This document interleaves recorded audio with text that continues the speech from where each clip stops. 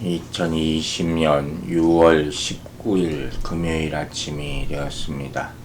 오늘 함께 우리가 묵상할 말씀은 창세기 19장 27절부터 35절까지의 말씀입니다. 창세기 19장 27절부터의 말씀, 여러분 성경을 다 펼치시고 함께 보도록 하겠습니다. 27절입니다. 아브라함이 그 아침에 일찍이 일어나 여호와 앞에 서 있는 곳에 이르러. 아멘. 자, 아브라함이 아침 일찍이 하나님을 대면합니다. 아브라함이 다시 등장하죠. 그 아침이라는 그런 표현이 바로 소돔과 고모라의 유황과 비같이 내리던 우리가 어제 봤던 그날 아침을 이야기하는 것이, 그래서 아브라함은 그날에 일어나자마자 여호와 앞에 서서 기도했던 그곳으로, 우리 18장 기억하시죠? 그곳으로 향해 가는 것을 볼 수가 있습니다. 아마 이때쯤 되면 아브라함은 아침마다 하나님 앞에 일어나서 기도하지 않았을까 하는 생각이 듭니다. 여러분과 저도 아침 일찍 일어나 하나님과 첫 번째 시간을 함께 하는 것을 놓치지 말게 되기를 주의 이름으로 축원합니다. 18절 보겠습니다. 소돔과 고모라와 그 온 지역을 향하여 눈을 들어 연기가 옹깃가마의 연기같이 치솟음을 보았더라. 자, 하나님 만나러 갔는데 거기서 소돔과 고모라 그리고 그 지역 모든 지면을 이렇게 내려다보게 되죠. 그러니까 그곳의 상황을 아주 생동감 있게 지금 묘사하고 있는 것을 알 수가 있는데, 어떤 상황이 벌어집니까? 연기가 마치 옹깃가마의 연기같이 올라가고 있었던 것을 보았다. 여호와의 심판이만 소돔과 고모라 지역의 상태, 아주 짐작이 가시죠? 완전히 초토화된 상태. 아침부터 일어나서 그 지역이 얼마나 궁금했겠습니까? 그래서 사실 보러 갔던 거라고 할 수 있는 거죠. 29절 보겠습니다. 하나님이 그 지역의 성을 멸하실 때, 곧 롯이 거주하는 성을 엎으실 때 하나님이 아브라함을 생각하사 롯을 그 엎으시는 중에서 내보내셨더라. 오늘 여기서 아주 중요한 말씀이 나옵니다. 바로 여기에는 롯이 그 와중에 생명을 건질 수 있었던 이유가 언급됩니다. 여러분 찾으셨습니까? 자, 다시 봅시다. 하나님이 그 지역의 성을 멸하실 때, 롯이 거주하는 성을 엎으실 때 하나님이 아브라함을 어떻게 했어요? 생각하사. 바로 그거예요.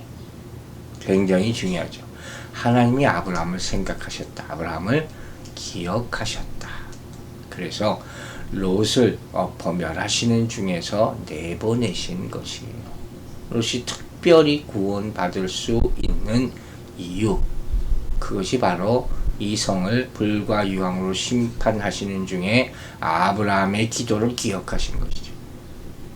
이건 마치 우리 창세기 8장에서 보았던 노아가 살던 세상을 물로 심판하실 때 노아와 방주 안에 있는 동물을 기억하셨다 하는 것과도 같은 그런 의미입니다. 하나님이 기억하신다 하는 것은 단순히 생각하는 것에서 그치지 않지. 잠깐. 그게 아니죠. 바로 죽음으로부터 건져내는 행동의 원인이 되는 것입니다. 하나님이 기억나야 돼요. 이로써 하나님은 아브라함이 악인과 함께 의인을 멸하지 않으시기를 간구한 기도에 응답하신 셈이 되는 것입니다. 즉, 아브라함이 소돔과 고모라를 위해서 하나님께 드렸던 그 중재의 기도를 하나님은 기억하셨다. 우리의 기도를 들으신 것. 하나님의 백성인 기도가 얼마나 능력이 있고 중요한지에 대한 실제적인 말씀이 설명이 되는 것이죠. 야고보서 5장 16절을 보면 야고보 사도가 뭐라 그랬습니까? 의인의 간구는 역사하는 힘이 많다. 분명히 말했습니다. 또 베드로는 나중에 롯을 의로운 자로 묘사하는 것을 볼 수가 있어요. 베드로후서 2장 6절부터 8절까지 이런 말씀이 있습니다. 소돔과 고모라 성을 멸망하기로 정하려 제가 되게 하사 후세에 경건하지 아니할 자들에게 본을 삼으셨으며 무법한 자들의 음란한 행실로 말미암아 고통당하는 의로운 롯을 건지셨으니 이는 이 의인이 그들 중에 거하여 날마다 저 불법한 행실을 보고 들으므로 그 의로운 심령이 상함이라. 자, 베드로도 이런 계시의 말씀을 받았나 보네요. 어쨌든 롯을 그렇게 표현한 것을 볼 수가 있습니다. 또한 이 사건이 여러분 노아 홍수 사건과 아주 유사한 성격을 가지고 있음을 우리는 이미 배운 바 있습니다. 이것은 예수님과 베드로가 이 두 사건을 같은 맥락에서 얘기하고 있다는 것을 통해서 알 수가 있죠. 그만큼 이 사건이 이 소돔과 고모라의 심판이 중요하다는 것이죠. 누가복음 17장에도 나오고 방금 읽었던 베드로후서 2장에도 이 사건을 홍수 사건과 소돔과 고모라 사건을 이렇게 명시하면서 예수님의 재림을 기다리는 모든 사람에게 이 사건들이 뭐가 된다고 했습니까? 본보기가 된다는 거예요. 이 사건을 읽거나 당하거나 들은 사람들은 마지막 때 이런 심판이 있을 것이라는 것을 분명히 깨닫고 믿고 준비해야 된다는 거죠. 바로 뭐라고 그랬습니까? 롯의 철을 기억하라. 이렇게 얘기했잖아요. 롯의 철을 기억하라. 뒤돌아봐서 소돔 기둥이 되지 말라 하는 뜻이 누가복음 17장 32절에 분명히 나와 있는 말씀입니다. 이제 19장 30절 보겠습니다. 롯이 소알에 거주하기를 두려워하여 두 딸과 함께 소알에서 나와 산에 올라가 거주하되 그 두 딸과 함께 굴에 거주하였더니. 자, 소돔성 심판 이후에 롯의 집안에서 벌어진 이야기가 계속 언급되고 있습니다. 이것은 홍수 심판 이후의 노아의 이야기와 아주 유사한 전개라는 사실을 우리는 발견하게 됩니다. 노아도 그렇고 롯도 그렇고 술에 취하는 스토리가 이제 나중에 나와요. 노아의 스토리도 이제 봤죠. 혹시 자녀들과 부정적인 결과를 가져오게 되는 그런 아픈 이야기입니다.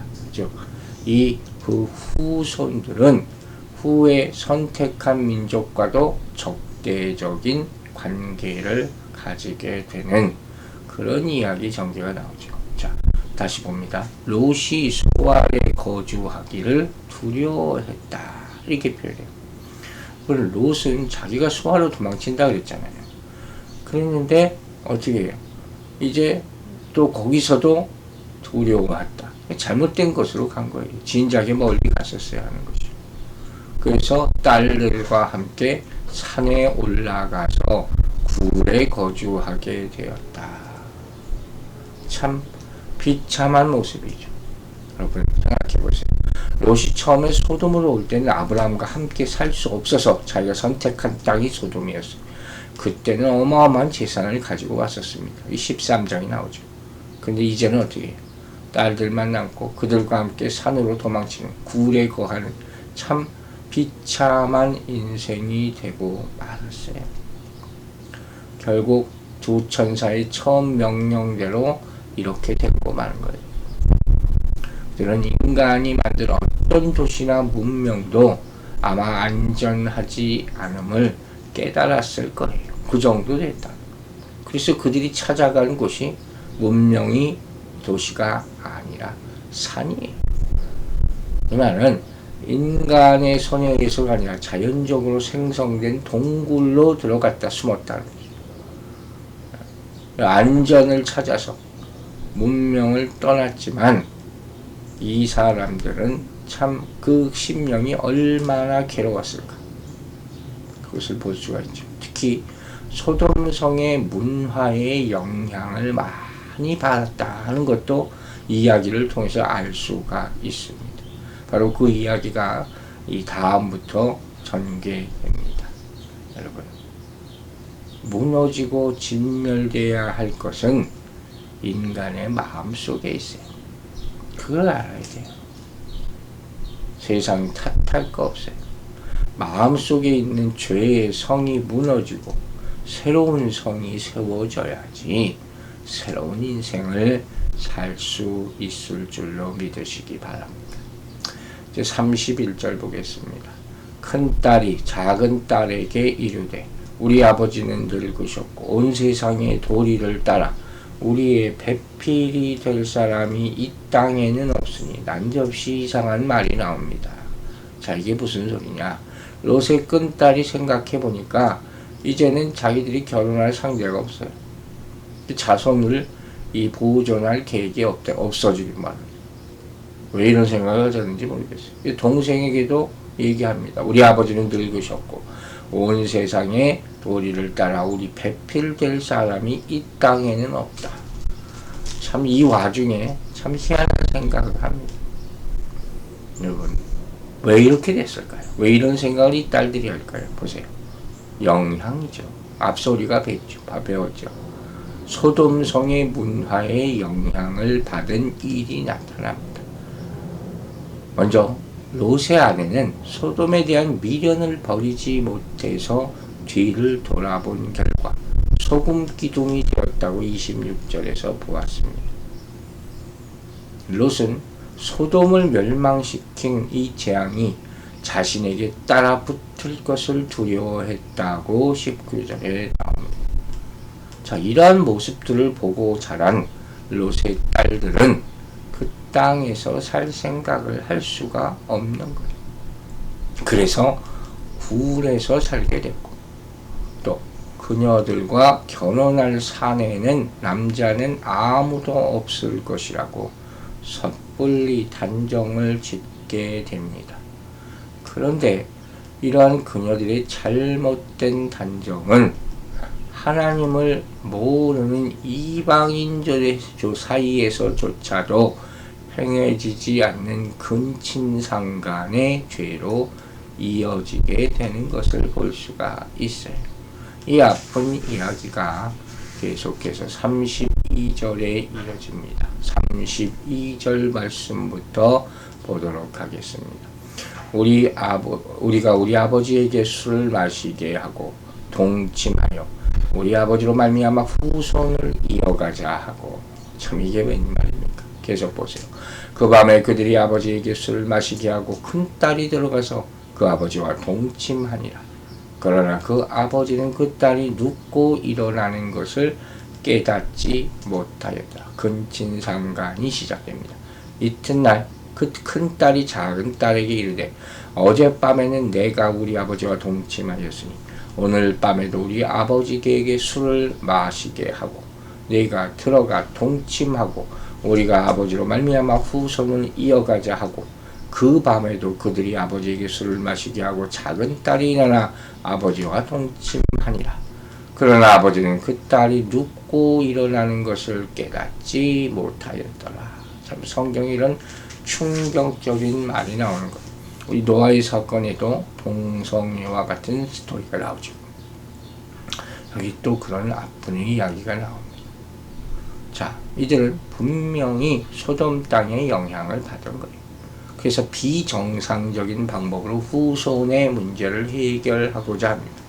동생에게 먼저 아버지에게 술 마시게 하고 동침해서 아버지를 통해서 자손을 만들자, 이렇게 얘기하고, 큰딸이 먼저 계획대로 실행하고 다음날 작은 딸도 똑같이 행합니다. 자, 여기서 33절과 35절에 동일하게 반복해서 나타나는 중요한 어구가 있어요. 그게 뭐냐? 바로 당시 롯에 대한 표현이에요. 그러나 그 아버지는 그 딸이 눕고 일어나는 것을 깨닫지 못하였더라.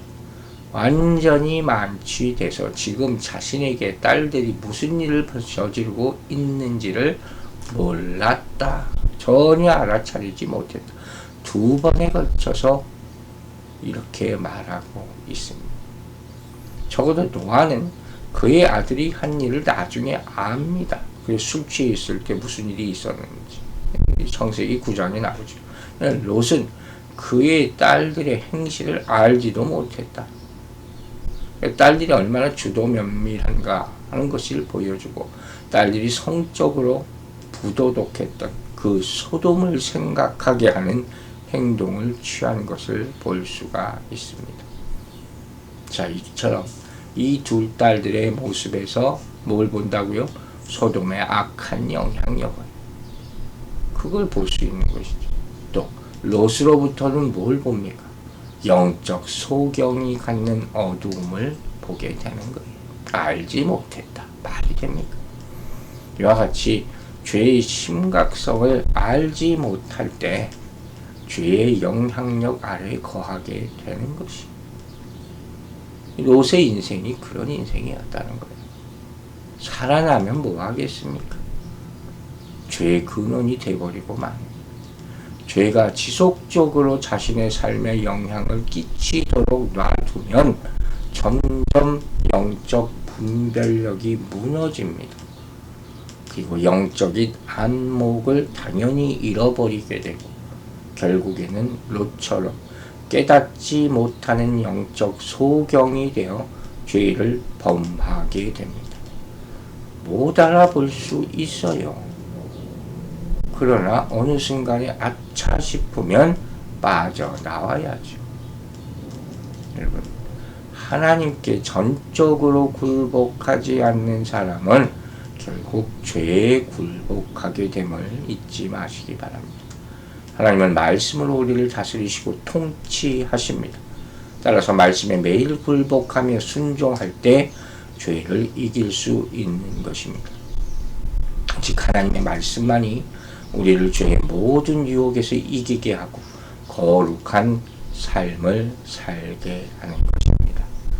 현재 어떤 것으로부터 악한 영향을 혹시 받고 있는지, 물질인지 사람인지 환경인지 돌아보시기 바랍니다. 죄의 영향력이 있음을 알면서도, 가까이 있음에도 불구하고 그냥 방관하고 허용하고 있지는 않는가 돌아보시기 바랍니다. 내가 당장 죄를 범하지는 않는다 할지라도 이러한 죄의 악한 영향력을 내버려 둔다면 점차 영적으로 무지하게 되고 분별력을 상실해서 위험한 상태에 이르게 되기 때문입니다. 이처럼 사탄은 서서히 우리를 포위하고 악하게 만듭니다. 빠져나올 수가 없습니다. 그리고 결정적인 때에 무너뜨립니다. 여러분의 영혼의 상태를 보십시오. 롯은 창세기 13장에서 소돔을 선택하고 오랜 세월 그곳에서 살았습니다. 죄의 영향력 아래 살던 그는 결국 비참한 상황에 처하게 된 것입니다. 절대로 악한 환경을 허락하지 마시고 그 영향력 안에 머물지 마십시오. 그곳으로부터 하나님의 음성을 들었다면 오늘 당장 빠져나와서 하나님의 구원 삶을 살게 되기를 주의 이름으로 축원합니다. 기도하겠습니다. 아버지 하나님, 롯의 모습이 우리들의 모습입니다. 죄 가운데, 죄의 영향력 가운데 항상 있으면서도 잊지 못하고 오히려 즐기려 하는 그 모습 회개하고 그곳으로부터 완전히 도망쳐 나오게 하여 주시옵소서. 오늘도 하나님의 구원의 능력과 은혜가 죄 가운데 있는 사람들에게 임하게 하여 주시고 그곳으로부터 완전히 탈출해 나와서 하나님께 비하여 구원의 감격과 은혜를 누리는 하루가 되게 하여 주시옵소서. 감사드리며 예수 그리스도의 이름으로 기도했습니다. 아멘.